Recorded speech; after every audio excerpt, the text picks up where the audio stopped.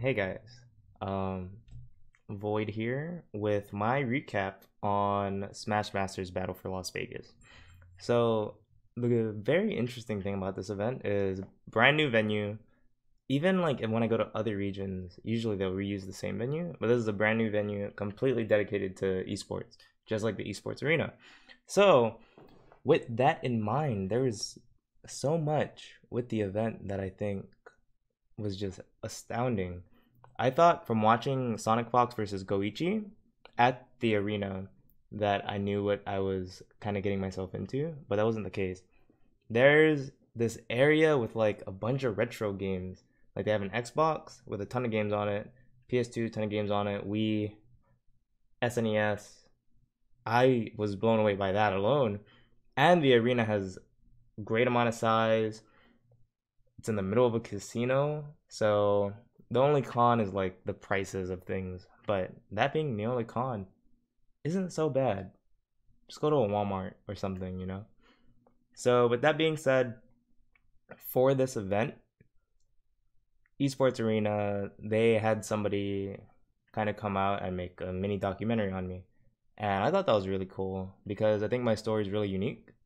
It's kind of something that I've lived with quite literally because it's my life. But even watching the mini doc myself, it's really inspiring just seeing how far I've come and kind of the trials I had to go through. So I'm really happy that they did that.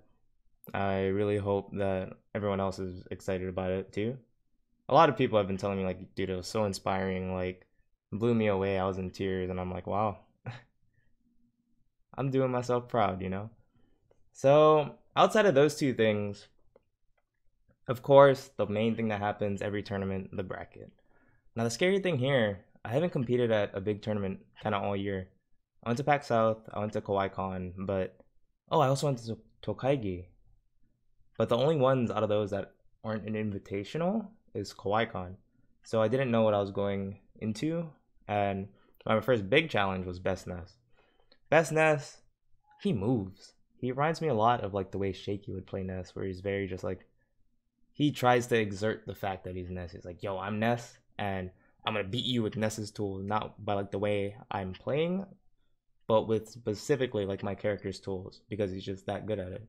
I lost game one, and I felt like that was kind of my wake up call.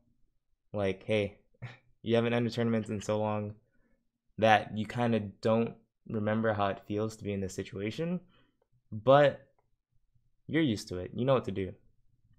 Like, you got this. And I think that wake up call really helped me bring it back over him 2-1. Very close still. I was nervous like all day for that. And then afterwards, I had to fight Fatality. The Super Smash Con run back. Ugh. So the last time we fought, he went Mario game 1. I almost JB3 stalked him, and he won that game. And I don't think I'm ever going to live that down. But knowing that, it's like, I know I could beat Fatality. I'm not sure if he's beaten me before, but it's been such a long time that we've played that it kind of doesn't matter. So, if I'm not mistaken, he just, like, destroyed me game 1 and game 2. At least that's how it feels in my head. Like, I just remember sitting there like, damn, this is the end. And the trend was every match before quarters was 3-1. The set count was 3-1. And the last two matches were me and Fatality and Mistake and Conga. And as soon as Fatality won 2 games, like in my heart, I'm just like, dude, even if I win the next game, like, I already lost. This is the curse of Battle for Vegas. And I think it's the same thing. Just like something clicked inside of me where I'm like, hey, you don't want to lose. You really don't want to lose. And you know you can beat them. You just have to play this specific way. So I'm like, okay, cool. Scary thing was, I think games 3 and game 4 was a lot more comfortable than game 5. Game 5, I sort of deathed them first stock, and yo, he just kept up airing me. I was like, yo, this is last stock, last hit. And I feel like me versus Fatality, we had a lot of last stock, last hit scenarios. So I'm never too nervous in those scenarios. A lot of people would be like, oh, you know, Sheik gets janked, but Sheik also just keeps playing neutral. You kind of just have to win 50-50s, and that's how the set ended. So I won it game 5, last hit against Fatality. Really close. Yeah. Oh, so glad. I think after that, I was like, yeah, I got PGR. We're gonna be on the PGR, baby. We finally made it. But I didn't want my bracket to stop there. I had to play Mistake next. Mistake's been on a tear recently. I haven't played him in a long time, so I'm like, hey man, new Mistake, new Void. Let's see what happens. Um, I know the scary thing about the set, like Mistake can always kind of just blow you up. He plays a very unique way. A lot of people are like, oh, he just heal slides and so on and so forth. But the way he adapts and conditions his opponents is very, very good. You might just see the heal slides or him just like swinging in specific areas. But for the most part, like there's a lot of mental battle that goes towards fighting Mistake instead of him just like, oh, hey, I'm Bayo and I'm using these tools. So because of that, I actually really enjoyed my set with him. I was like, dang, I was really close, but I couldn't pull through, and that's okay. I have to look forward to loser's bracket, where I had to fight Captain Zach. Now, Captain Zach, oh my god. Yo, when I played him, like the first game, I'm like, this guy is moving. I actually felt oppressed just based on the fact that he knew his character so much better than I did. And through that, it was like, Zach being one of my good friends, it was a really good set. It was game 5, last hit again. So many game 5s or like last game scenarios for me. And I think it would have been really scary for me to continue playing neutral. So as soon as I got him in a disadvantage and I could have tried to do a 50-50 to get a kill, I went for it, but I missed my forward air and I died. And I'm like, well, that's the risk that goes with 50-50s, You could try to do like a safer route, but I got impatient in the end. I do think had that fair hit, like the game would have been much different, but the reality the fair didn't hit. So it's kind of like, I wouldn't say I was upset. I was just sad. And I wasn't sad at like who I lost to or like why I lost. I was just sad about losing. And like I'm in the crowd just like, wow.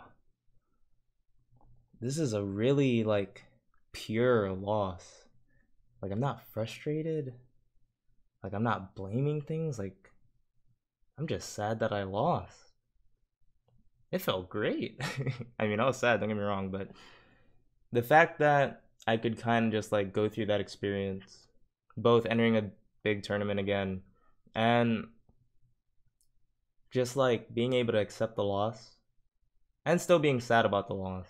It shows a good amount of maturity from my mentality, and it shows that I still care a lot about the game and I care a lot about my placements.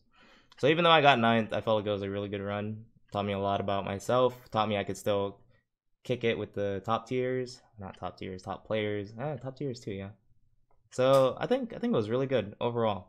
But even after that, so top 8 was the next day, and I got to the venue, and it's me, Ally, and Larry in the crowd. And Captain Zach versus Tweak just ended, and I'm like, wow, wait, that was the second match? Like, who was the first match?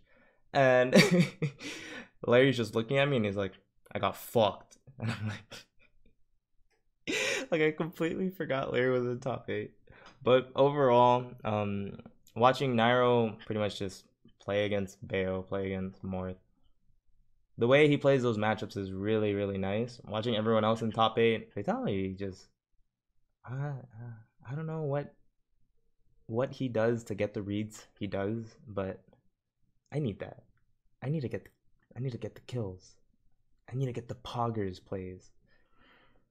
The end of the day, I'm really glad I was at the venue because not only was it amazing, but everybody that was like watching it not at the venue, they seemed like they were having a terrible time. Like I was having a blast. I was having a blast at the venue, cheering for my favorite players, pretty much cheering for everything. A lot of people might not cheer for like, oh, this guy just using Bayo. This guy's just doing this and that. And I'm like, yeah, Bayo, yeah. Yo, ladder combo. Like, at the end of the day, I really enjoy watching Smash. Really enjoy being a part of the community. And I'm really happy that I finally went out to a big tourney. Not just as a player, but as a spectator too. So don't forget, Like, comment, and subscribe if you like this content. Leave a comment if you have any ideas on what I could be doing better or what other types of content you'd like to see. And I hope to see you guys at the next video. See ya.